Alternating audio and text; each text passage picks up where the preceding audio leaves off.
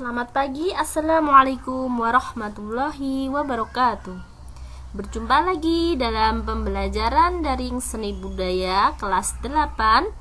Kali ini kita akan mempelajari tentang penyusunan naskah pantomim. Sebelum pembelajaran kita mulai, marilah kita sama-sama membaca basmalah terlebih dahulu. Bismillahirrahmanirrahim. Oke, anak-anak, kita bahas ya pembelajaran kali ini.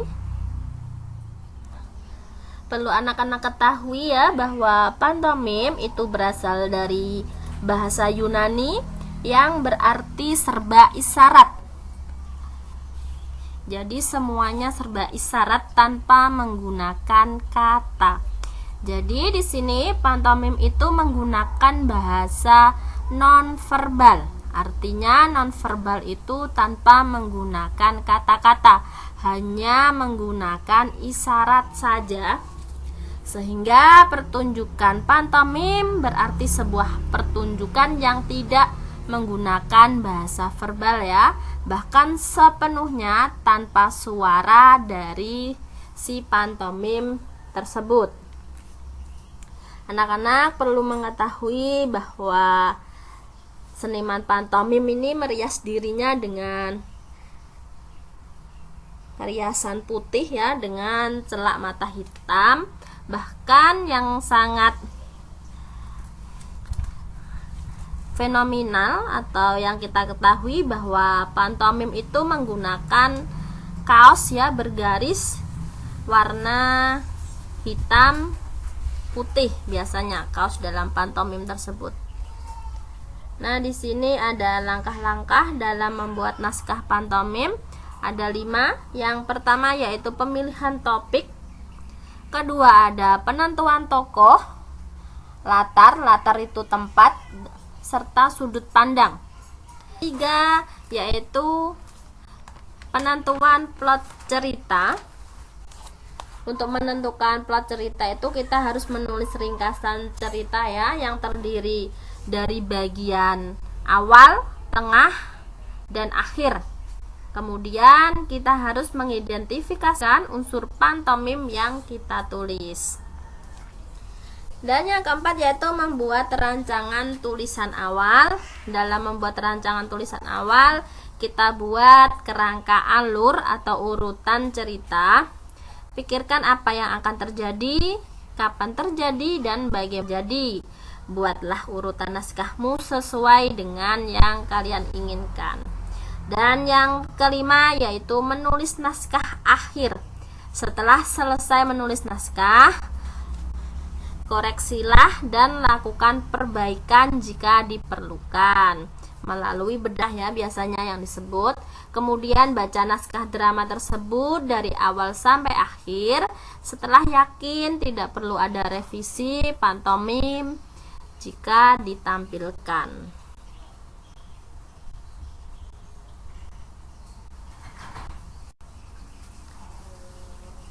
Selanjutnya ada ciri dan keunikan pantomim. Di sini kita membahas ciri-ciri pantomim terlebih dahulu, di mana ciri-ciri pantomim itu ada 4. Yang pertama yaitu mengandalkan tingkah laku nonverbal. Berarti tingkah laku tanpa suara, berarti semuanya serba isyarat. Yang kedua, pikiran dan emosi dinyatakan dalam gerakan secara detail. Ketiga, pengungkapan maksud dengan bahasa tubuh. Dan keempat, mendaya gunakan secara optimal seluruh anggota tubuh. Nah, sedangkan keunikan dari pantomim ya, pantomim itu mempunyai kekuatan berbicara melalui gerak tubuh dan ekspresi wajah atau yang biasa disebut dengan mimik wajah untuk menghadirkan perasaan, cerita, dan karakter yang imajinatif ke hadapan penontonnya. Sedangkan ciri-ciri riasan pantomim, anak-anak perlu mengetahui ada 4 ya. Ciri-cirinya itu, yang pertama, cat berwarna putih di seluruh bagian wajah. Nah, Jadi wajah pantomim itu dihias ya, berwarna putih bagian wajahnya ya. Terus yang kedua, celak berwarna hitam tebal dengan bentuk seperti air mata. Yang ketiga, lipstiknya itu berwarna hitam atau merah gelap.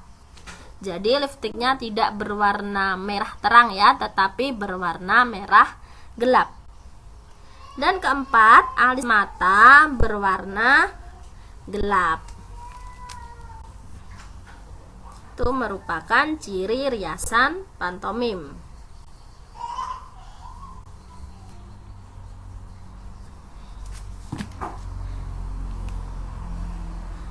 Berikutnya ada sumber cerita pantomim, di mana sumber cerita pantomim ini diambil dari peristiwa kehidupan sehari-hari ya. Di situ ada prosedur dalam melakukan pantomim. Ada 6. Yang pertama itu berdandan seperti pemain pantomim. Jadi berdandannya itu yang pertama kenakan riasan pantomim ya. Riasannya sudah ada ciri-cirinya yang sudah Ibu sebutkan tadi. Terus kenakan kostum pantomim ya. Carilah kaos bergaris hitam putih horizontal. Terus di situ yang nomor 2, gunakan tubuh untuk berbicara. Gunakan saja ekspresi wajah, bahasa dan postur tubuh untuk menyampaikan maksud kalian ketika kalian pentas di atas panggung. Atau kalian bisa gunakan cermin atau penonton untuk menentukan gerakan mana yang paling berhasil menyampaikan emosi, sikap, dan reaksi tertentu. Ketiga, mulailah dengan teknik dasar pantomim.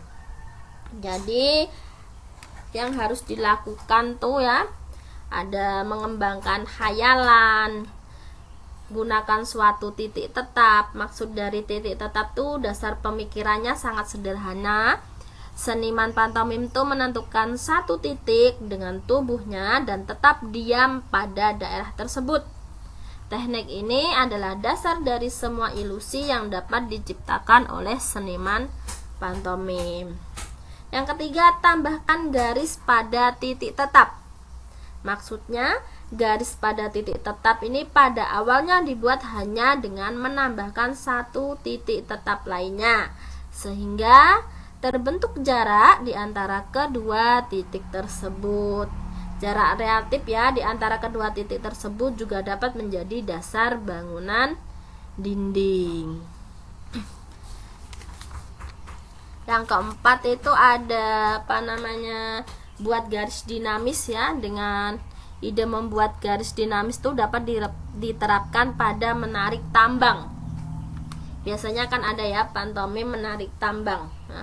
Tapi sebenarnya bisa digunakan dalam penggunaan gaya apapun dalam sebuah ilusi. Ada juga manipulasi ruang dan benda. Ini frasa ini adalah cara lain untuk mengatakan membuat sesuatu dari tidak ada menjadi ada. Teknik ini adalah teknik yang paling rumit ya untuk dijelaskan karena banyak menggunakan elemen dari 3 teknik sebelumnya. Dan ada juga di sini ya, prosedurnya yang keempat tuh adalah ambil tali ya. Kalian bisa berpura-pura melihat tali, lalu kalian mencoba memanjatnya. Nah, memanjat tali adalah ilusi yang sangat sulit dilakukan. Bayangkan dan rasakan berat tubuh kalian secara keseluruhan. Jika kalian benar-benar memanjat tali, otot kalian akan meregang dan menegang. Terus yang kelima itu berpura-pura masuk ke dalam kotak. Pertama-tama dengan telapak tangan, selanjutnya dengan jari kalian. Gunakan satu tangan untuk menyentuh tepi kotak khayalan kalian. Saat mencari pembukanya untuk keluar, jika mau pada akhirnya kalian dapat berpura-pura menemukan pembuka kotak. Yang keenam yaitu menaiki tangga. Untuk menunjukkan ilusi menaiki tangga ini, ambillah tangga khayalan dari udara ya. Letakkan salah satu kaki tangga sama seperti jika kalian benar-benar meletakkan tangga. Dan kalian bisa mulai pura-pura untuk memanjatnya.